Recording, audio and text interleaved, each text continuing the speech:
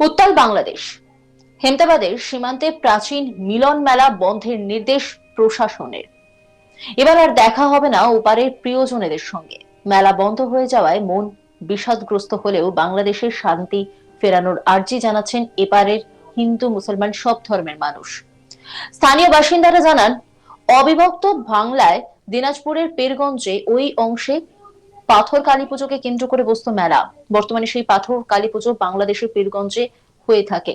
আর সেই স্মৃতি আঁকড়ে ধরে প্রতি বছর ডিসেম্বরের প্রথম সপ্তাহে উত্তর দিনাজপুরের জেলার হেমতাবাদ ব্লকের চৈনগর পঞ্চায়েতে বাংলাদেশের সীমান্তে এই মিলন মেলায় অংশ নেন দুই বাংলার মানুষ। গ্রামবাসীরা চাইছেন বাংলাদেশের পরিস্থিতি দ্রুত স্বাভাবিক হোক। প্রশাসন সূত্রে খবর, সীমান্তে বিএসএফ এর নজরদারি বৃদ্ধির পাশাপাশি কাঁটাতার সংলগ্ন এলাকায় টহল দেবে হেমতাবাদ থানার পুলিশ। কাঁটাতার মাঝে রেখে মিলিত হন দুই দেশের মানুষ। সীমানার দুই প্রান্ত থেকে প্রিয়জনেদের উপহার ছুড়ে দেওয়ার রীতিও রয়েছে। রফিকুল ইসলাম, খবিরুল ইসলাম সহ সব গ্রামবাসীরা বলছেন, এলাকায় মূলত কৃষিজীবী ও দিনমজুরদের বসবাস।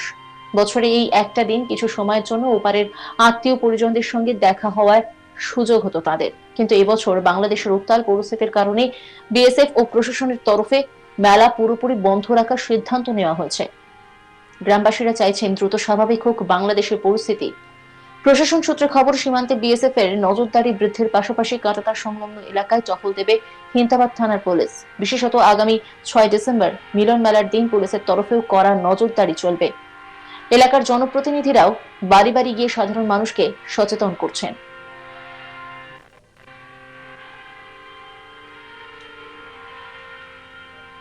এক স্থানীয় বাসিন্দা ফৈজুল রহমান, তিনি কি বলছেন শোনাবো আপনাদের।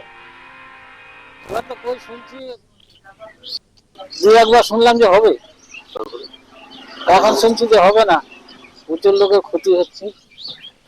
আর হ্যাঁ, ওদিও খুব গন্ডগোল, ওই জন্য বিএসএফ গুলা করতে দিচ্ছে না। এটা একটু মন খারাপ হচ্ছে। হ্যাঁ, মন খারাপ তো সবারই হবে, আমাদের না আরো লোকের মন খারাপ হবে। প্রতিবার বছরে হয়, গেলবারেও হলো না। মানে ওই পারে তো আপনাদের আত্মীয় আছে?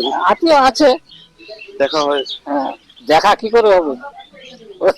মিলন মেলা, হ্যাঁ, মিলন মেলাতেই দেখা, এমনি কি করে দেখা? যারা ইচ্ছা করে আসছে ওদেরই শুধু দেখা। এই মিলন মেলার সময় তো বর্ডারে ওই পারে আসে। হ্যাঁ, ওরা আছে তার কাটার উপরে।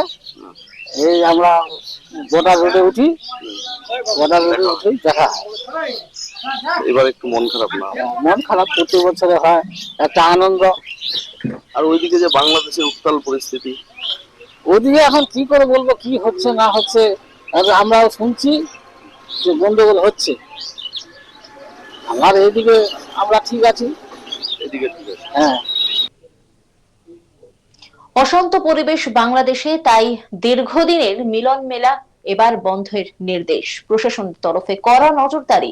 বছরে একটা দিনই ওপার বাংলার মানুষের সঙ্গে দেখা হতো, আত্মীয় স্বজন আসতেন, দু পক্ষে থেকেই কথা হতো, চলতো উপহার বিনিময়। তবে এবার আর তা হচ্ছে না। এই নিয়ে একটি রিপোর্ট তুলে ধরেছেন আমার কলিগ, দেখাবো আপনাদের। বাংলাদেশের উদ্ভূত পরিস্থিতির জেরে সমগ্র যে রাজ্যের বিভিন্ন সীমান্তে কিন্তু কড়া নজরদারি শুরু হয়েছে। তার সঙ্গে তাল মিলিয়ে উত্তর দিনাজপুর জেলার 212 কিলোমিটার যে সীমান্ত এলাকা রয়েছে সেখানেও কিন্তু কড়া নিরাপত্তা জোরদার করা হয়েছে। একদিকে যেমন বিএসএফ এর টহলদারি যে রয়েছে খুব জোরদারভাবে, তেমনই কিন্তু সেই সীমান্তবর্তী এলাকার যে সমস্ত গ্রামগুলো আছে সেখানে কিন্তু পুলিশি টহল চলছে খুব মানে জোরদারভাবে। এই পরিস্থিতিতে যেটা হচ্ছে মানে সবচেয়ে বড় কথা, সেটা হচ্ছে উত্তর দিনাজপুর জেলার যে হেমতাবাদের যে মালন জায়গা রয়েছে সেখানে কিন্তু প্রতি বছর একটি মেলা হয়। সেটা কিন্তু একটা ইউনিক মেলা। সেই মেলা কিন্তু দীর্ঘদিন ধরে হয়ে আসে। এর কারণ একটাই, যে দিনাজপুর অর্থাৎ অবিভক্ত যে বাংলাদেশ যে ছিল, সে দিনাজপুরের যে পীরগঞ্জ সেখানে কিন্তু কালী পূজা হতো, পাথরের কালী পূজা হতো। সেই পাথরের কালী পূজাকে কেন্দ্র করে যে সবাই কিন্তু অর্থাৎ হিন্দু মুসলমান সবাই কিন্তু প্রচণ্ডভাবে সেই উৎসবে কিন্তু সামিল হতেন। এবং সেই যে রেস, যে মিলন মেলার যে রেস, সেটা কিন্তু সেই ভারত বাংলাদেশে যখন হচ্ছে ভারত এবং বাংলাদেশ যখন হয়ে যায়, সেই সময় কিন্তু কাঁটাতারের বেড়া হয়ে যায়। সেখানে কিন্তু সেই মিলন মেলার রেস কিন্তু সেই মানে চিরাচরিত প্রথা অনুযায়ী হয়েই আসছে এখনো। প্রতি বছর দেখা যায় যে কাঁটাতারের যে বেড়া রয়েছে, সেই বেড়া ওপার থেকে যে এপারের যে সমস্ত যে মানুষরা আছে, তাদের যাদের আত্মীয় রয়েছে, তারা তারা ওই পার থেকে যখন আসে সীমান্তের কাঁটাতারের ধারে, সেই সময় কিন্তু তাদের মধ্যে কিন্তু কথা বিনিময় হতো। এবং কথা বিনিময় শুধু হতো না, তাদের মধ্যে উপহার সামগ্রীও কিন্তু দেওয়া নেওয়া হতো। মানে কাঁটাতারে মানে যে বেড়া থেকে কিন্তু ছুড়ে দিয়ে বিভিন্ন জিনিস সামগ্রী তারা কিন্তু নিত। এপারে মানুষ ওপারে দিত, ওপারে মানুষ এপারে দিত বিভিন্ন জিনিস সামগ্রী। এবং সেটাকে কেন্দ্র করে কিন্তু বিশাল মানুষের সমাগম হতো প্রতি বছর ডিসেম্বর মাসে কিন্তু এই প্রথম সপ্তাহে। এবছর সেই যে 6 তারিখে সেই মিলন মেলা হওয়ার কথা, কিন্তু এই বাংলাদেশের উদ্ভূত পরিস্থিতির জেরে সেই মিলন মেলা কিন্তু এবার প্রশাসন থেকে কিন্তু বন্ধ করে দেওয়ার নির্দেশ দেওয়া হয়েছে। এবং তার ফলে কিন্তু সীমান্ত এলাকার যে সমস্ত মানুষরা রয়েছে, যাদের যে প্রিয়জনরা রয়েছে বাংলাদেশের ওপারে রয়েছে, তারা তাদের সেই মেলাতে কিন্তু তারা দেখতে পারবে না তাদের প্রিয়জনকে। ফলে তাদের কিন্তু মনের মধ্যে কিন্তু একটা মানে খুব দুঃখ বাধা দুঃখ কিন্তু তাদের মধ্যে রয়েছে। এবং সে শুধু শুধু আরো আশ্চর্যজনক ঘটনা, তারা বলেন যে যাদের ভিসা করে আসে তাদের কোনো ব্যাপার নয়, যারা ভিসা করতে পারেন না তাদের দেখার জন্য এই মিলন মেলা অর্থাৎ 1 বছরের জন্য তারা অপেক্ষা করে থাকেন।